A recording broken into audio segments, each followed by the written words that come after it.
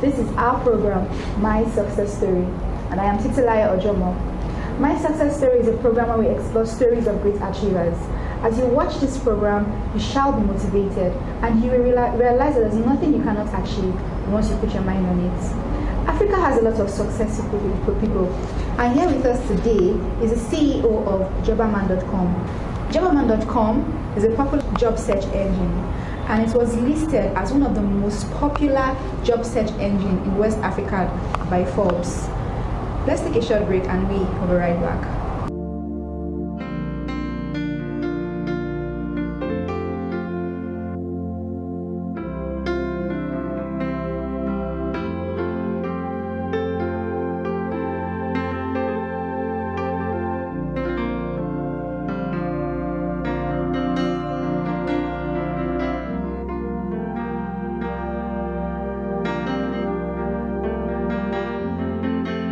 Welcome back, viewers. It's still our program, My Success Story.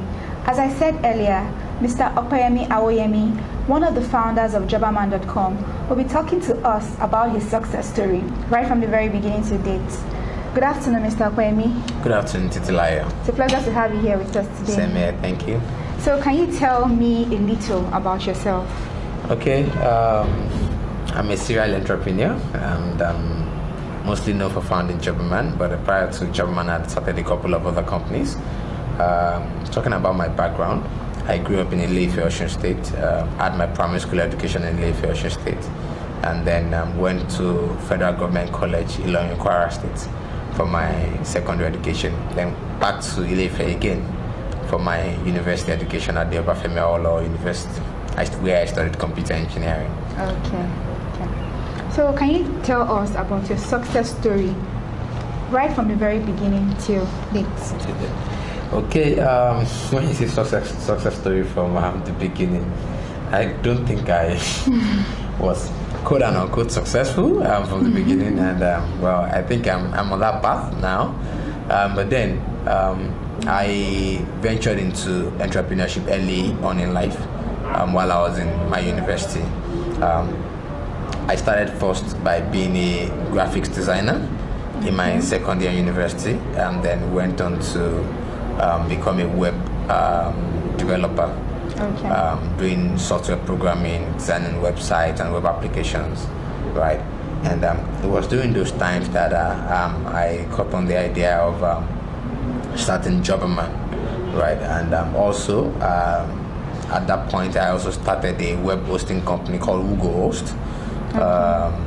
And pretty much I was just a student entrepreneur who wanted to do something that was bigger than himself, and I was working on these two ideas concurrently while I was in school.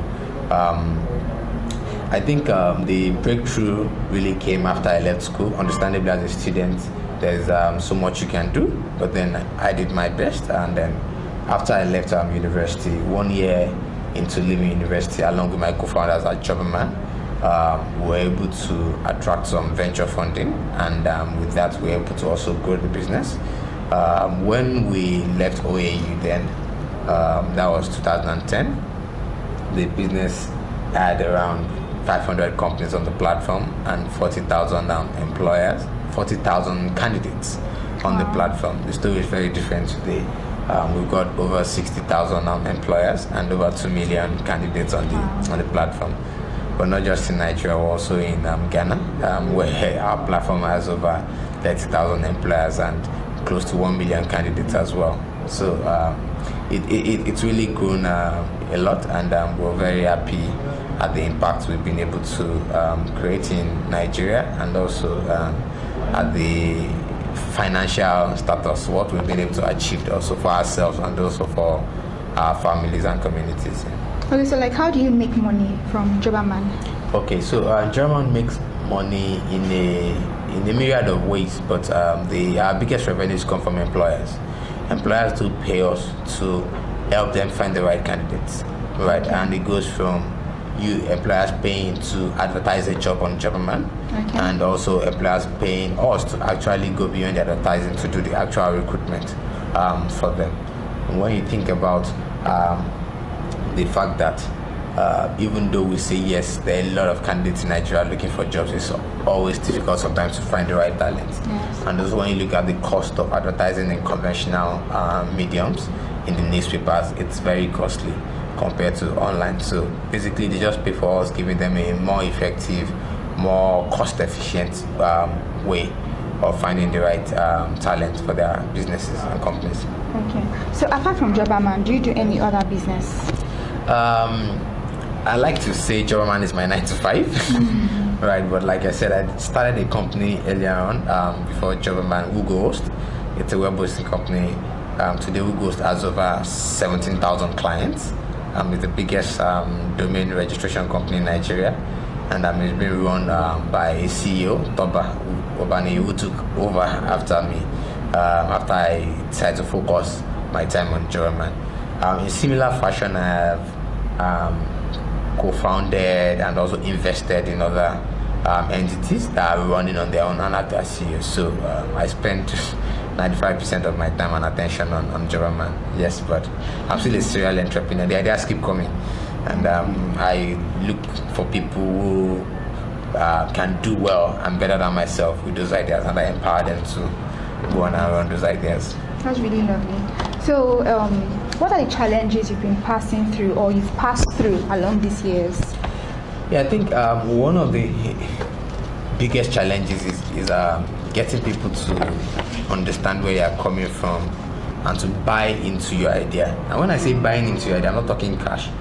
Buying into your idea could mean us at Jobberman trying to get a candidate to understand that Jobberman is one of the best places where you get a good chance of getting a job, or getting an employer to buy into their advertising their jobs on Jobberman, or getting an investor, or getting a friend, or even your family to support you to focus on an opportunity or to pursue a dream.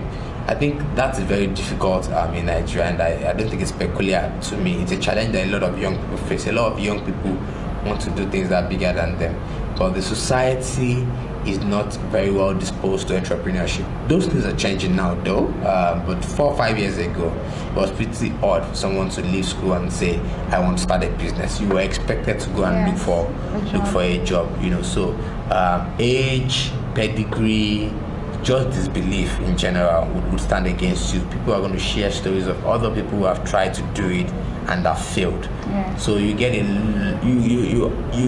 encounter 1,000,001 reasons on why you shouldn't do it, you know. And at the end of the day, I think maybe there's really just one reason why you should do it, because you believe you can, you know. So yeah, that I think that's the biggest challenge. The other challenge was financing, understandably, but we're able to figure our way around it by understanding that life is really about making lemonade out of lemon. You work with what you have. So for us then, how we did it was basically work with the cash that we had. We had big dreams, but then we realized that we couldn't achieve the big dreams just immediately. So for us, it made us understand that we needed to start small, right? So you start with basically what you had. At that point, that was just monies I'd made from other business, my partners' monies they made from other businesses. We started small, started growing. We didn't have an office. We worked out of a very small office, like a garage. You know, at some point we walked from our houses, walked on the buildings, on the lecture theaters, and all of that. You know, so we kept on moving up like that till we could afford a better office. Interestingly, our office is currently in Elephant House Marina, big, shiny, one of the finest offices around. But then we were also in Marina when we moved out from Ife. Had an office around I forgot the name of this, Kakawa Street, you know, just a few blocks away from there. I would see if I could share some pictures. The office wasn't the best of offices, you know, but things have changed over the years, and I think that's how businesses grow. So if you stay on course, definitely things might look bad today, but over time things will definitely turn around. So along through all this period of going through all these challenges, was there any time you just abandoned Jobberman, like I can't continue Jobberman, or did you just leave it for a while? You know, maybe did you lose interest for a while, face something else, and you now came back again? Okay, let me come back to you. Was there any time you lost interest in it? from the founding date, which was in 2009, there was actually really never a time that happened. Of course, there were times when we felt really like down. You know, there was a time we checked the Guardian newspapers and we counted the number of jobs, and we were like, if this is all we are aiming for, if this is all the jobs that are in Nigeria, maybe this dream, this vision is not worth it, you know. But then we discovered that very few of the jobs, less than maybe 2% of the jobs, are actually advertised in the newspapers, you know, and we saw that there was actually a bigger market. So yes, those down times came, but there was never a point when we felt we were going to stop, and there was never a point where we stopped.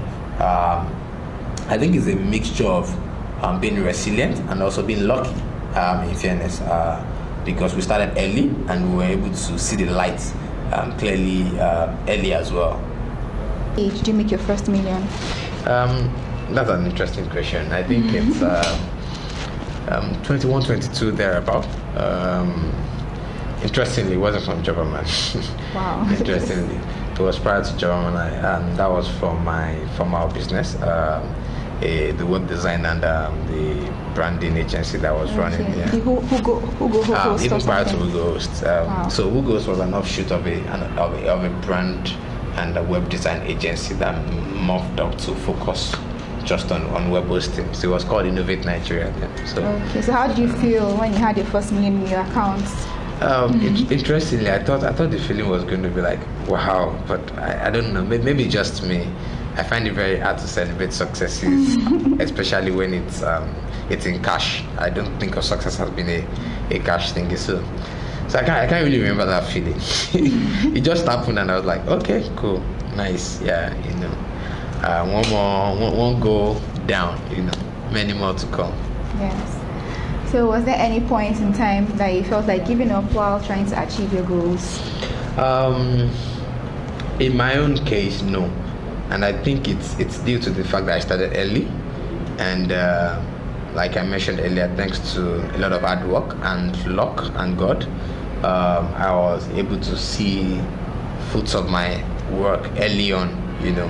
I think when you start early in general, you tend to see the fruits early on, you know, and it was at the point in time where I had little worries. So it's not like I was already a family man, already had kids, you know, where it was so easy to give up. I was just a student, you know.